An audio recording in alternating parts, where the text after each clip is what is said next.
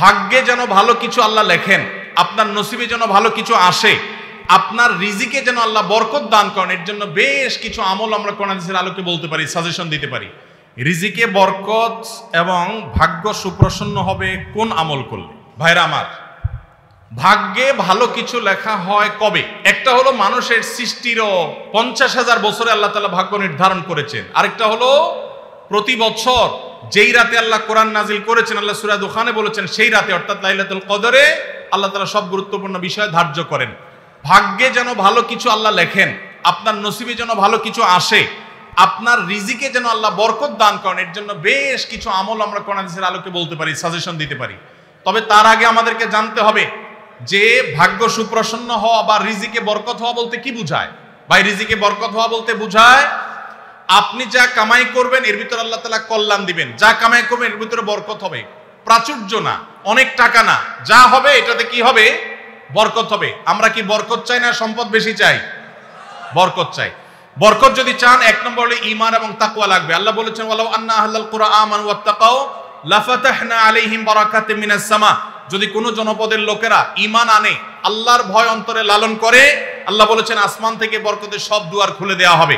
এজন্য ভাই, ঈমান যদি থাকে, তাকওয়া যদি থাকে, গুনাহমুক্ত জীবন গড়ার সংকল্প যদি থাকে, বরকত আসবে জীবনে। নাম্বার 2, ইস্তেগফার বেশি বেশি করলে। আল্লাহ বলেছেন সূরা নূহের মধ্যে, যদি কেউ ইস্তেগফার করে, নূহ আলাইহিস সালাম তার জাতিকে বলেছেন ফাকুল তুস্তাগফিরু রাব্বাকুম ইন্নাহু কানা গাফফারা ইউরসিলিস সামাআ আলাইকুম মিদরারা ওয়া ইমদিদুকুম বিআমওয়ালিন ওয়া বানিন ওয়া ইয়াজআল লাকুম জান্নাতিন ওয়া ইয়াজআল লাকুম আনহারা। আল্লাহ নবী নূহ আলাইহিস সালাম বলেছেন, আমি আমার জাতিকে বলেছি তোমরা আল্লাহর কাছে ইস্তেগফার করো, ক্ষমা প্রার্থনা করো।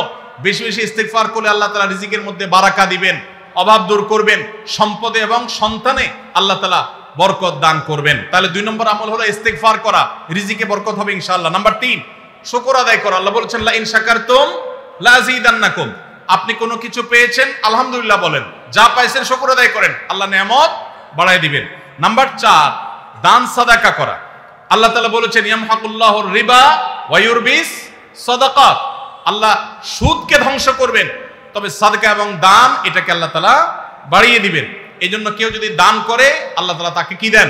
বরকত দান করেন তার রিজিকে। তারপরে 5 নম্বর হলো আত্মীয়তার সম্পর্ক রক্ষা করা। নবীজি সাল্লাল্লাহু আলাইহি সাল্লাম বলেছেন মান সাররাহু আন ইউবসাতা লাহু ফি রিজকিহি আও ইউনসালাহু ফি আথারিহি ফালিয়াসিল রাহিমা।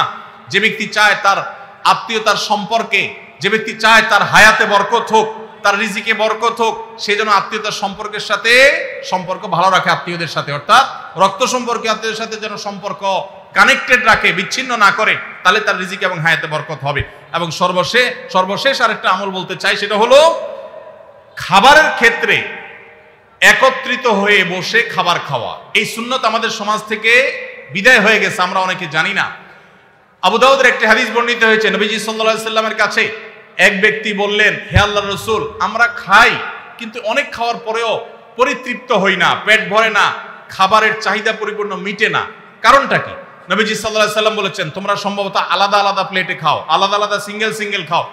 তখন নবীজি সাল্লাল্লাহু আলাইহি সাল্লাম বলেছেন তোমরা সবাই একসাথে খানা খাবে, আল্লাহ তাআলা তোমাদের খাবারে বরকত দান করবেন। একসাথে খানা খাবে এবং বিসমিল্লাহ বলে খাবে, এই 2টা কাজ করলে আল্লাহ তাআলা তোমাদের খাবারে বরকত দান করবেন। এজন্য ভাইরা, বাসা বাড়িতে এক প্লেটে স্বামী স্ত্রী 2জন আছেন, এক প্লেটে খাবেন। বাচ্চাদেরকে নিয়ে বড় প্লেট নিয়ে খানা খাবেন, এটা সুন্নাত। নবীজি সাল্লাল্লাহু আলাইহি সাল্লাম উৎসাহ দিয়েছেন, কিন্তু আমাদের সমাজ থেকে এটা এখন হারিয়ে গেছে, নাই বললে চলে। আমরা সবাই যার যার মতো খানা খাই। এজন্য এই কাজটাও আমাদের আমলে, আমাদের রিজিকে, আমাদের হায়াতে বরকত এনে দিবে ইনশাআল্লাহ। আকিকা না দিলে কি শিশুর বিপদ কাটে না? আকিকা না দিলে শিশুর বিপদ কাটে না এমন কোনো কথা কোরআন হাদিসে নেই। তবে আকিকা দেওয়া এটা গুরুত্বপূর্ণ একটা আমল। আল্লাহ কাউকে পুত্র সন্তান দান করলে 2টি ছাগল, আর কন্যা সন্তান দান করলে 1টি ছাগল জবে করা, এটা নবীজি সাল্লাল্লাহু আলাইহি সাল্লামের সুন্নাহ। এটা জন্মের 7ম দিনে, না হলে 14তম দিনে, না হলে 21তম দিনে করবেন। সেটাও যদি কোনো কারণে না হয়, পরে যে কোনো সময় করলেও আদায় হয়ে যাবে। এমনকি কারো শিশুকালে যদি আকিকা দেওয়া না হয়, বড় হওয়ার পর তার আকিকা দিলেও আদায় হয়ে যাবে। এই আকিকা এটা না দিলে যে বিপদ কাটে না এরকম কোনো কথা নাই। তবে হ্যাঁ, বিভিন্ন হাদিসে নবী সাল্লাল্লাহু আলাইহি সাল্লাম বলেছেন কুল্লু গুলামিন মুরতাহানুন বিআকিকাতিহি। বাচ্চার এটা আকিকার উপরে সে অনেকটা ডিপেন্ডেন্ট থাকে। এই হাদিসের ব্যাখ্যা অনেক মুহাদ্দিসরা বলেছেন আকিকা না দিলে আকিকা দেওয়ার ফলে সে বিভিন্ন ক্ষয়ক্ষতি থেকে বেঁচে থাকতো। অনেকে বলেছেন শয়তানের কুমন্ত্রণা থেকে বেঁচে থাকে আকিকার মাধ্যমে, এটা থেকে সে আর বাঁচতে পারে না, ওই ক্ষতি তাকে স্পর্শ করার সম্ভাবনা থাকে। তবে কেউ আকিকা দিতে পারলো না, অন্য কোনো আমল করলো তার সন্তানের জন্য, আল্লাহ তাআলা তাকে সেভ করতে পারেন। এমন কোনো কথা নাই যে আকিকা না দিলেই তার সন্তানের বিপদ কাটবে না। তবে আকিকা দেওয়া উচিত, এর মাধ্যমে সন্তান নানাভাবে উপকৃত হয়, নানাভাবে সেভ থাকে, নিরাপদে থাকে। আল্লাহ আমাদের যাদের সামর্থ্য দিচ্ছে তাদেরকে আমল করার তৌফিক দান করুন। আমি একজন প্রাইমারি স্কুলের শিক্ষক। সকাল 9টা থেকে 4টা পর্যন্ত আমার কর্মঘণ্টা, 4টা 15 পর্যন্ত আমার কর্মঘণ্টা। 5 বছর বয়সী বাচ্চা থেকে শুরু করে 12 বছরের শিক্ষার্থী পড়ে। প্রতিটা ক্লাসের সময়কাল 40 মিনিট। সকালে 3-4টা ক্লাস নিলে শরীর আর চলে না। পরবর্তী ক্লাসগুলো শুরুর ক্লাসের মতো মনোযোগ দিতে পারি না। তাতে কি আমার বেতনের টাকার কোনো প্রবলেম হবে? শত শত কোমলমতি শিক্ষার্থী সামলানো অনেক কষ্টকর হয়। ভাইরা আমার, আল্লাহ কোরআনে বলেছেন লা ইউকাল্লিফুল্লাহু নাফসান ইল্লা উসআহা। সাধ্যের বাইরে কোনো কিছু করতে আল্লাহ আমাদেরকে বাধ্য করেন নাই। এজন্য আমাদের উচিত হবে যে আমরা যারা চাকরি করব, যতক্ষণ সাধ্য থাকে ততক্ষণ আমরা মনোযোগ দিয়ে কাজ করব। আমার এনার্জি আর কুলাচ্ছে না। আগে প্রথম আইসা যেরকম করতে পারছি সকালের দিকে, দুপুরের পরে শরীরে এনার্জি একটু কমে যাবে, এটা স্বাভাবিক। এর কারণে ইনশাল্লাহ আপনি আল্লাহর কাছে পাকড়াও শিকার হবেন না। যদি আপনি ইচ্ছাকৃত গাফিলতি করেন, মোবাইল টিপাটিপি করে সময় নষ্ট করেন, বাচ্চাদের ক্লাসে দেরিতে যান, তাহলে সেজন্য আল্লাহর কাছে জব দিয়ে করা লাগবে। কিন্তু আপনার এনার্জি কমে গেছে, প্রথম ক্লাসের মতো মনোযোগ আর ধরে রাখতে পারছেন না, এর কারণে আপনি গুনাহগার হবেন না। আলহামদুলিল্লাহ, এরকম শুদ্ধ সুস্থ চিন্তা করার মানুষ যে আছে, বান্দার হক সম্পর্কে এতটা সচেতন মানুষ আছে, এটাই তো একটা সমাজের জন্য আনন্দের বিষয়। আলহামদুলিল্লাহ, সন্দেহাতীত ভাবে এটা একটা সুখের সংবাদ যে একজন ভাই চাকরি করে, স্কুলে চাকরি করে তার ঠিকঠাক মতো বেতনটা হালাল হচ্ছে কিনা, তার মনোযোগ কমে যাচ্ছে, সেজন্য আল্লাহর কাছে দায়ী থাকবেন কিনা, এই যে চিন্তা মনে আসছে, এটাকেই বলে ঈমানী চেতনা। এই ঈমানী চেতনাই তো আমাদেরকে ভালো মানুষের দিকে নিয়ে যায়। আল্লাহ আমাদের এই ভাইকে আরো বেশি ঈমান আমল বানানোর তৌফিক দান করুন। আইডি কার্ড ও পাসপোর্ট বানানোর কাজ করা হালাল নাকি হারাম? আইডি কার্ড বা পাসপোর্টের কাজ, অর্থাৎ কারোর আইডি কার্ড পাসপোর্ট লাগবে, সেটার জন্য কাগজপত্র রেডি করলেন, অনলাইনে ফর্ম ফিল আপ করে দিলেন, এসব কাজ করে আপনি ফি নিলেন, এটা জায়েজ আছে। কিন্তু আপনি আইডি কার্ড এবং পাসপোর্ট অবৈধ উপায়ে যেটা পাওয়ার কথা না সেটা পাওয়াই দিবেন, যেটা 10 দিনে পাওয়ার কথা সেটা 5 দিনে পাওয়াই দিবেন, এই রকম করে যদি আপনি অফিসারদের সাথে তলে তলে লিঙ্ক করে ঘুষের লাইন করে আর ক্লায়েন্টের কাছ থেকে টাকা নেন, তাহলে সেই উপার্জন আপনার হারাম।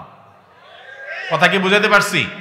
একটা হলো যে আপনার একটা দোকান আছে, কম্পিউটার দোকান আছে, নেট সার্ভিস আছে, আপনি অনলাইনে ফর্ম ফিল আপ করে দিলেন, কাগজপত্র আগায় জোগায় দিলেন, এটার জন্য ফি আপনি 2000 4000 আপনি নিতে পারবেন। কিন্তু আপনি ক্লায়েন্টের কাছ থেকে অতিরিক্ত টাকা নিয়ে ওই পাসপোর্ট অফিসার, এনআইডি কার্ডের ওই অফিসারে আপনি ঘুষ দিলেন, দিয়া আপনি কাজটা করে আনলেন। এই ঘুষের কারবার করে অবৈধ কাজ করলেন, দেরির কাজ আগের করাইলেন, লাইন ব্রেক করাইলেন, নানামুখী যে শয়তানিগুলো আমাদের দেশে হয়, অবৈধ কাজ হয়, এগুলোর জন্য যদি টাকা লেনদেন করেন, তাহলে আপনার এই ব্যবসা হালাল হবে না। আস-সুন্নাহ ফাউন্ডেশন, উম্মার স্বার্থে সুন্নাহর সাথে।